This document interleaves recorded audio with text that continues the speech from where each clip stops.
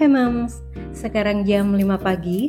Hari ini saya seperti biasa lagi nyiapin menu sarapan. Tadi saya udah nyiapin udang dan ini saya lagi motong-motong brokoli.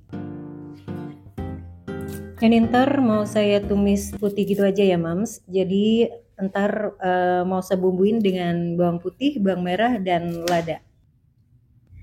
Biasanya brokoli saya bumbuin saus tiram, jadi cenderung ke rasa manis gurih, tapi untuk pagi ini hanya rasa gurih asin.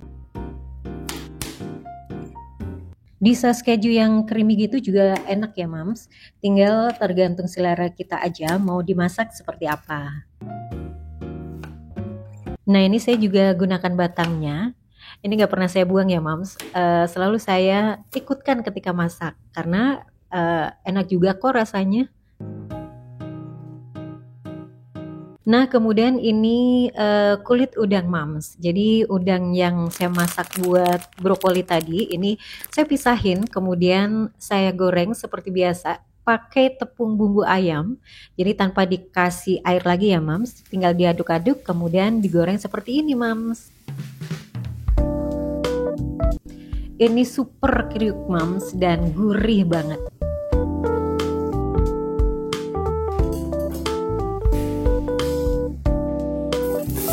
Nah kemudian ini saya udah mulai menumis bumbunya ya Mams. Ini sebenarnya pakai bawang putih aja udah enak sih Mams, tapi hari ini saya pakai bawang merah. Kemudian ini saya lanjut langsung masukin udangnya, udang yang saya kupas tadi. Kemudian diaduk-aduk seperti ini Mams.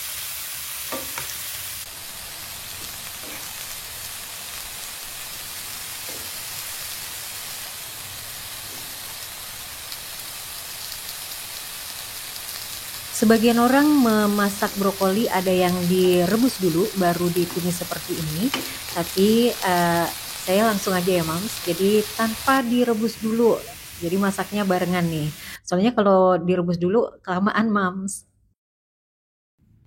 Nah begini tampilannya Mams, udah matang kan? Siap buat sarapan.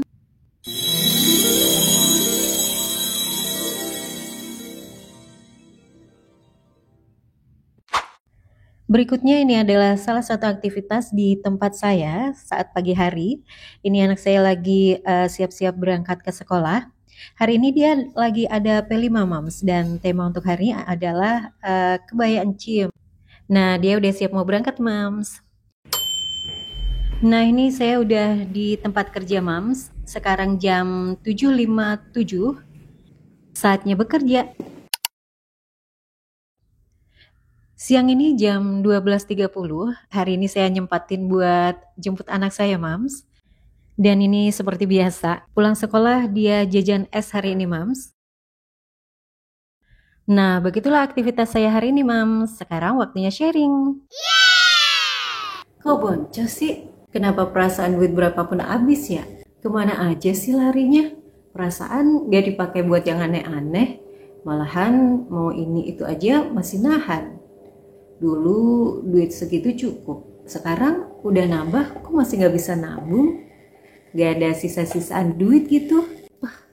Nah siapa nih yang sampai saat ini masih gak nyaman dengan keuangan seperti itu?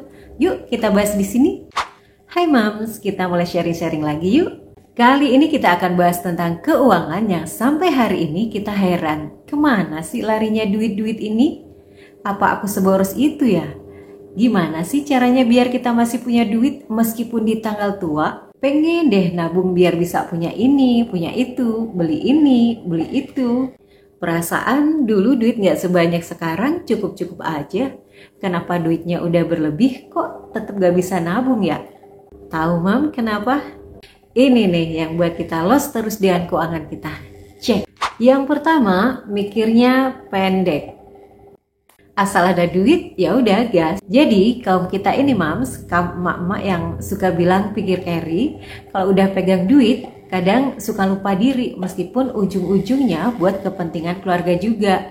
Ah masih ada duit 400 di dompet, Masih cukup lah. Dan kita tuh matanya nggak bisaan biasanya. Lagi jalan ke mall, ke IKEA, ada barang unik atau lucu, udah tergoda pikirannya buat beli. Ih, pengen beli, ih lucu, ih enak kali ya kalau pakai alat pembersih kayak gitu. Ih asik kayaknya kalau kita punya tempat sabun kayak gitu.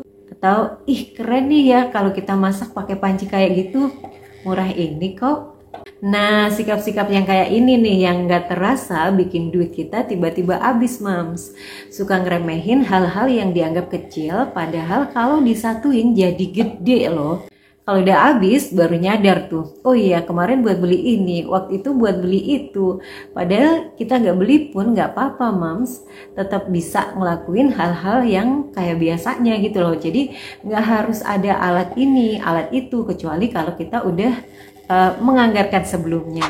Jadi agar kita nggak les tuh salah satunya harus ada anggaran sebelum kita ngelakuin sesuatu. Selain itu kita juga harus disiplin, Mams. Disiplin dengan anggaran keuangan kita. Kalau dipikir, ih susah banget sih harus dianggarin dulu.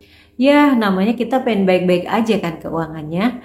Namanya lagi berusaha ya nggak apa-apa. Kan juga nggak selamanya kan seperti itu. Kalau udah bisa miliki mimpi, ya udah kita tinggal nikmatin aja. Nggak selamanya juga kok kita iri dulu. Di masa-masa tertentu aja kita iritnya. Dan hidup kita itu akan lebih baik kalau kita terbiasa menganggarkan segala sesuatunya. Karena semua lebih terencana dan lebih matang. Dan kalau kita sering ngelakuin hal ini, maka akan menjadi suatu kebiasaan yang baik buat kita. Jadi terbiasa nganggarin dulu gitu loh. Kalau mau beli sesuatu atau ngelakuin sesuatu itu biasa ada perencanaan dulu. Jadi nggak asal-asal gitu, Mam. Yang akhirnya kadang kita sendiri yang susah kalau ngelakuin semuanya dengan asal-asalan. Nah, itu tadi kesalahan yang pertama. Kemudian yang kedua, terlalu memaksakan keadaan atau kemampuan. Pokoknya harus beli, pokoknya harus punya meskipun ngutang. Ini udah pernah saya bahas di video saya yang ini. Jadi hutang itu ada manajemennya, gak sekedar hutang, harus ada pertimbangan-pertimbangan yang emang harus kita pikirkan sebelum berhutang. Jadi kalau dalam video saya yang sebelumnya ada beberapa pertanyaan yang harus kita jawab sebelum kita berhutang. Udah siapkah dan udah pantaskah? Jadi jangan sampai setelah utang jadi semakin kelabakan karena ngandalin hutang lagi ke orang lain untuk menutupnya. Atau ngandalin duit yang belum pasti 100% ada duitnya. Jadi di poin yang kedua ini intinya jangan maksain untuk beli ini, beli itu, punya ini, punya itu kalau memang belum siap. Maksudnya belum siap ini belum pasti duitnya gitu, Mams. Jangan nekat, jangan cuma modal berani dan jangan cuma jaga gengsi. Kalau pengen sesuatu ya harus sabar dengan nabung dulu atau nganggarin dulu dengan baik. Kemudian yang ketiga, terlalu mengkhawatirkan pandangan orang tentang kita. Padahal belum tentu orang berpikir yang sama dengan apa yang kita pikirkan. Misalkan tetangga pada punya ini, itu, atau teman-teman ada pada kesini, pada kesitu. Ya udah kita ikut senang aja karena emang itu udah rezeki mereka. Kalau kita belum mampu kayak mereka ya jangan menganggap hidup kita itu lebih buruk dari mereka. Karena masing-masing punya kualitas sendiri dalam mengelola hidupnya. Mungkin ada yang kelihatannya tajir banget tapi ternyata saldo tabungannya nol. Ada yang gampang banget hambur-hamburin duit tapi ternyata duit hasil ngutang. Ada yang glamor banget tapi tuh kesehariannya atau untuk kebutuhan dapurnya, uang sekolah anaknya amburadul, banyak tunggakan, belum bayar ini, belum bayar itu. Nah, jadi jangan suka terhipnotis dengan kehidupan orang lain.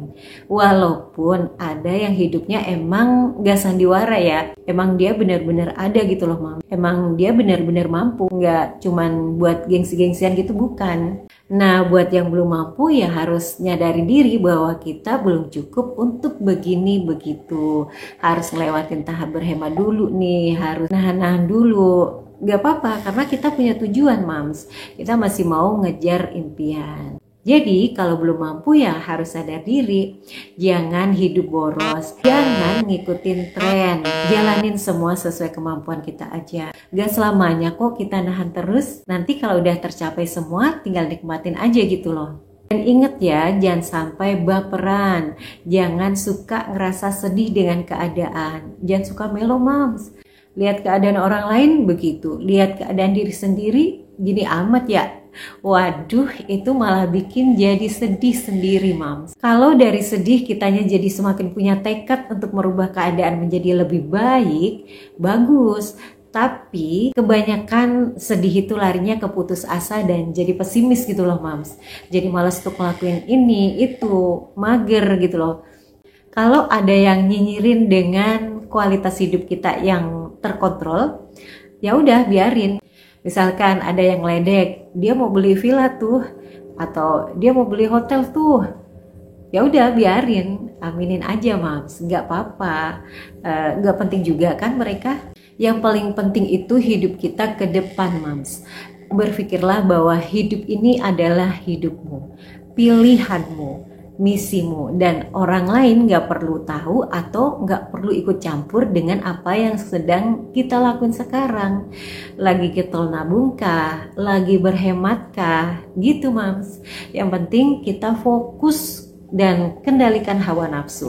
Fokus untuk kehidupan yang lebih baik dan mengendalikan hawa nafsu untuk gak gampang tergoda dengan omongan orang.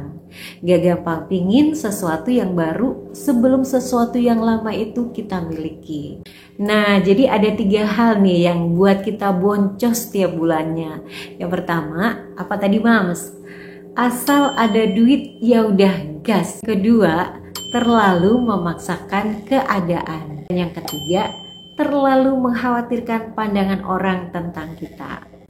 Kalau ingin ada perubahan, ya harus berani mengubah kebiasaan. Nah, semoga bermanfaat ya, Mams. Bye, Mams.